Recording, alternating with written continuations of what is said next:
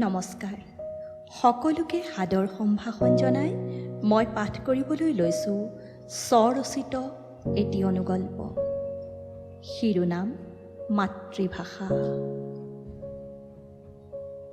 মীনাই লাজ লাজকৈ মোহনলৈ লুকুৱাই অনা কাগজখন আগুৱাই দিলে।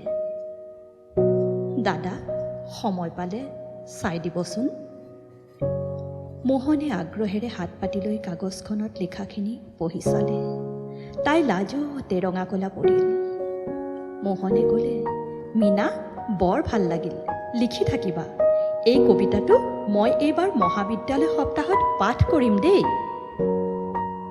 আচলতে সকলো দিশ বিচাৰ কৰি এইটো কবিতা হৈছেনে নাই মোহনে ভবা নাই।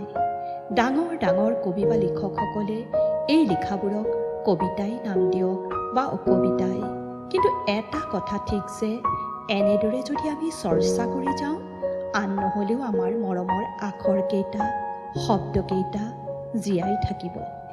মোহনৰ মুখত এক সন্তুষ্টিৰ হাঁহি ফুটি উঠিল।